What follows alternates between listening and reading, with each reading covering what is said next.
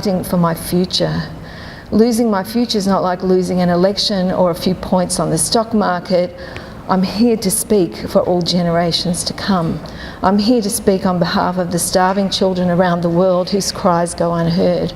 I'm here to speak for the countless animals dying across this planet because they've nowhere to go.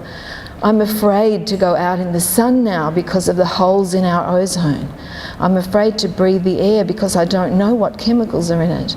I used to go fishing with my dad until a few years ago when we found the fish full of cancers. Now we hear of animals and plants going extinct every day, vanishing forever. In my life, I've dreamt of seeing the great herds of wild animals, jungles and rainforests full of birds and butterflies. But now I wonder if they'll even exist for my children to see. Did you have to worry of these things when you were my age? All this is happening before our eyes, and yet we act as if we have all the time we want and all the solutions. I'm only a child, she said, and I don't have all the solutions, but I want you to realise neither do you. You don't know how to fix the holes in our ozone layer. You don't know how to bring the salmon back up a dead stream. You don't know how to bring back an animal now extinct. And you can't bring back the forests that once grew where there's now a desert. If you don't know how to fix it, please stop breaking it. She went on, and as I said, it's very powerful and worth following up. Of course, that was 92, and I'm not going to go into the follow-up, but Seven was invited back 20 years later to the next Rio Summit. She's now a mother herself and a lifelong activist. One of the very important messages she had. Now, well, a couple of things she said. One was that moment still remains a highlight of her life, and I think her words really echo through. And what I wanted to pick up in particular was this question about the anxiety that she's expressing here and the concern, because I think that when we're working with children, we need to be very mindful of that. My work is with pre-service teachers. And I guess that's the conundrum that I wanted to try and talk about. How, as someone, and I often say that to my students, I work in education for sustainability with undergraduate students who are waiting there, you know, for me to be the expert to give them the solutions. And this is an area, I think when I started teaching in Ed for Sustainability, I felt inadequate. And well, that's because I don't have the background. But I still feel inadequate. I think it's, you know, and it's kind of going well, but I still feel inadequate. And I think since we're talking about the Anthropocene and the shifts that we need to make, I think that's one of the things that's really fundamental, certainly if we're going to teach in this area, that there has to be a lot of undoing, and there has to be that recognition. I don't know how to fix it, and I say that to my students. Don't look at me for the answers, because I'm one of the generation who stuffed it up, you know, but I want to support you to take the next step. So just another, I have to use Judy Horacek because she's a favourite. You know, this is kind of the moment that I think that kids often pick up on in one way or another. We're kind of at that point, and of course I'm sure that many of you resonating now with the predicament that we've got ourselves in politically when we seem to be going backwards. It's even more poignant. But I just wanted to highlight here, since we're talking about the Anthropocene, in teaching Ed for Sustainability, I've been having to keep up, I guess, or felt that I've needed to keep up with work on climate change and what the scientists are doing, what the geologists are doing. One of my favourites is Will Steffen, who's done a lot of work also with Cutzon, who sort of coined the term, the Anthropocene, and they've also hooked up with this group in Sweden, and so they're framing it, and I don't know how, I mean, this may be familiar to people already. From a geologist's point of view, oh, okay, I don't think I've got the little pointer here. anyway, I can talk to it. From a geologist's point of view, those green rings in the centre, that's the Holocene. That's everything in balance. So they've got these 9 areas that they've highlighted that these are planetary boundaries. So this is if we, and they're establishing, okay, so we can go this far without catastrophic ends. We know the Holocene kind of works quite well. But when we push out beyond that, that's the Anthropocene. Okay, and so there's a number of issues that are of concern, and the biggest one being species extinction. So just, this is a kind of big deal, and I work with undergrad students who come in to be teachers, and they come and do my unit, Ed for Sustainability, because it's an education unit. And somehow I need to get them from knowing nothing to being competent to teach, and being competent to teach young kids who are having anxieties about these issues. So, that's part of where I always kind of feel, gee, this is...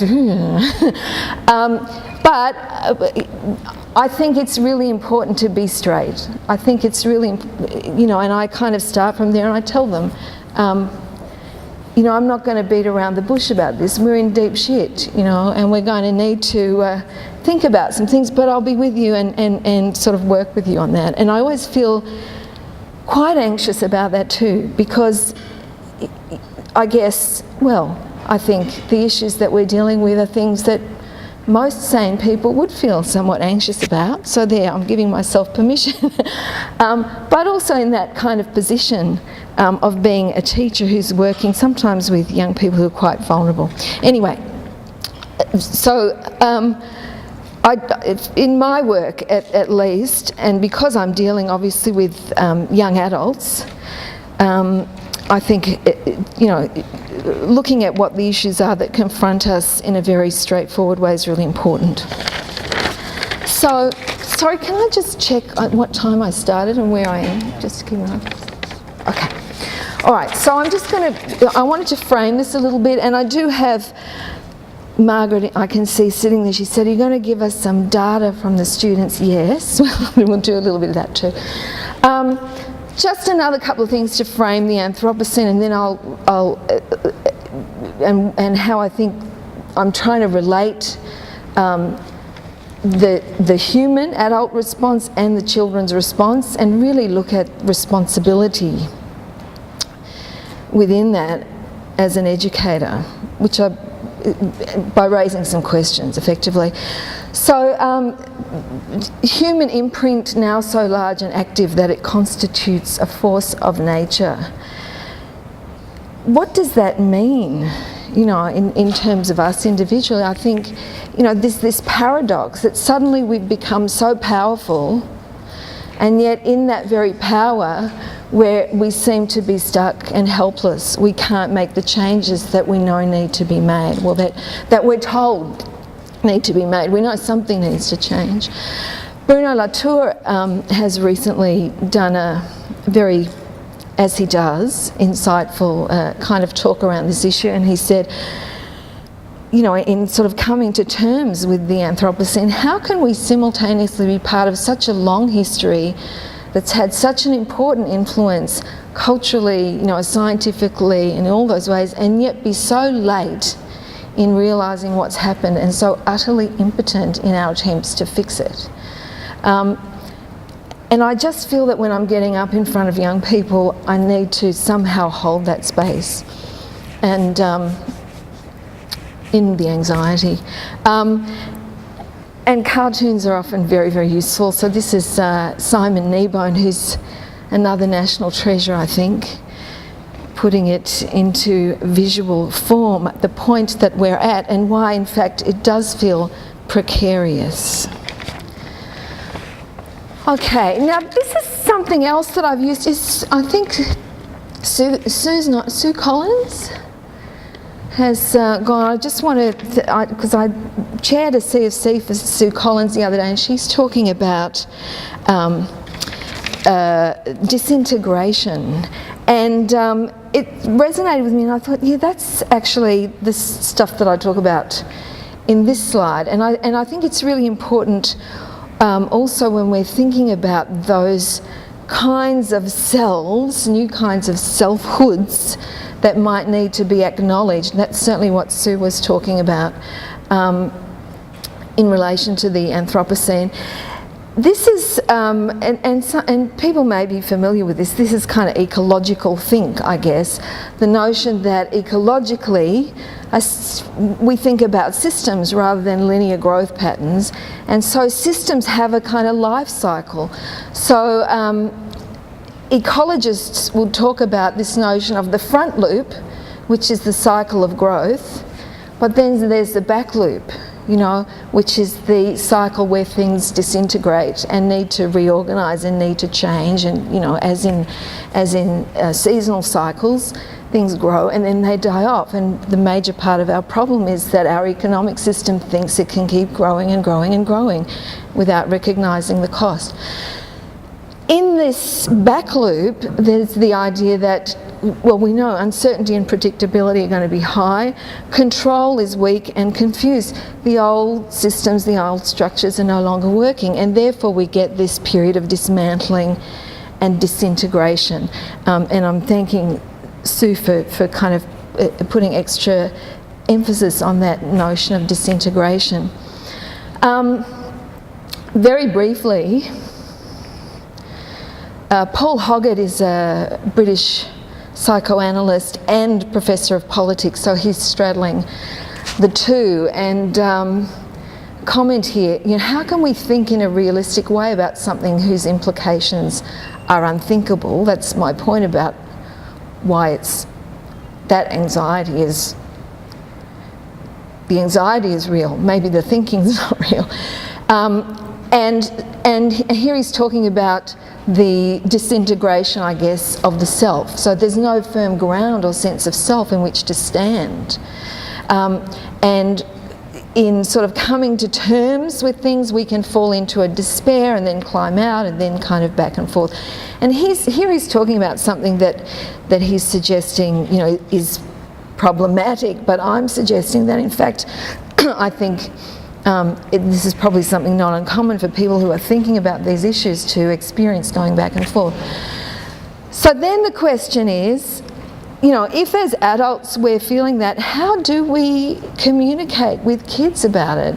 This is some quotes from Nagel's research in 2005, and this also is really important for me when I'm thinking about working with pre-service teachers, to present this material to them, to give them a frame.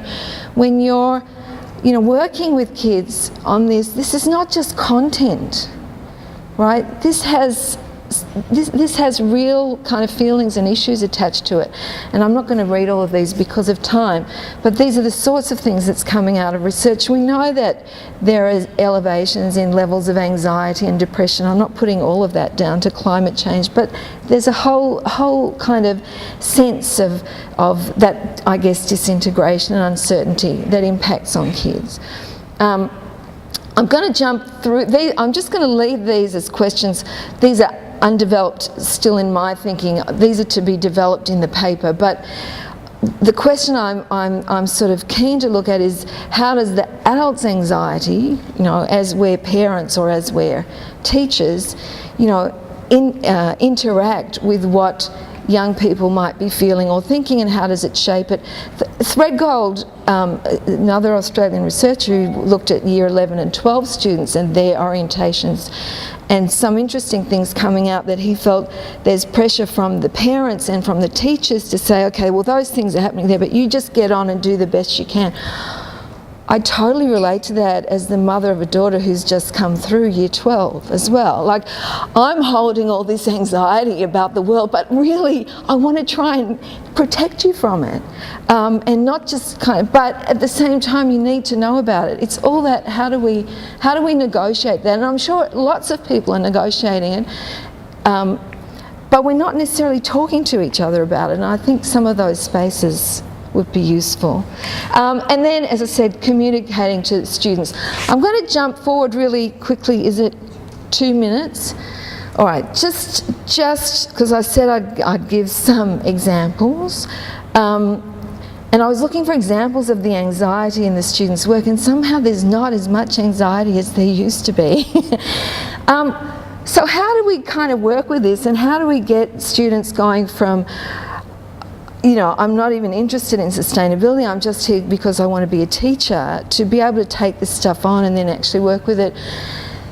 One of the approaches that we use is we get them to do an ecological web, which is about getting them to think systemically and creatively and put themselves in the picture, and I think that's really important. You would have seen with those quotes from the other kids, out there's this big thing that's kind of coming down on me. But if we start from, okay, let's think about sustainability in terms of where you are. You're at the centre of it. What are all the connections that you might make? Let's have a look, you know, and there are things that sustain you, and there are things that sustain you and that also sustain the planet, and there are things that seem to sustain you and may not be as good for the planet, but we're all in this, you know. So let's have a look, let's make the connections. This is one, I'm looking at the screen and I've got two shots and you've only got one. This is one example of a web that came back from a student who was really impressed by the ecological footprint that she did, and she got 2.5 Earths. So you can see in her web she's put those 2.5 Earths, and then how can that be shared with all these 7 billion people, and made a whole bunch of other connections. Obviously in 1 minute I'm not going to go through all of these, but there's another example of a web. So what they're doing is putting in, you know, various things that are important personally, but also their connections with land, with water, and really exploring those things and what it means for them, and annotating it in terms of their learning about what sustainability is. So there's a few examples there. I'm just going to read you one response.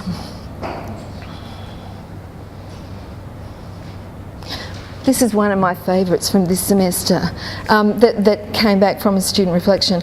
I now understand the way in which our society, with all its twisted metal skyscrapers and cliff-eroding mansions, is not a separate entity from nature. The ecological web gave me a tangible vision of the way in which the world is a web of life, a network of relationships, where my home, work and university life are only small pieces that fit inside an interrelated circle of environment, consumerism and energy and resource use, which then fit into an even larger network of the social, political and economic discourse of society. And this is from a student who had kind of no concept at the beginning of semester. So we're moving them really quickly, and I think one of the, you know, it's still always a work in progress, but I think one of the things is I feel incredibly sort of privileged to work with students and bring them to that, and to see that they come back. I'm the one feeling the guilt, and I have to remember that. That's because I'm of my generation. I'm giving you all these, you know, heavy things, but they're not feeling guilty so much. They're sort of coming back and they're making sense of it and they're moving forward. So I think it's a very different way of kind of being there as a teacher, as a mentor, even as a parent, and I think that's something about this predicament that we're in that's needed. Okay, thank you. Sorry.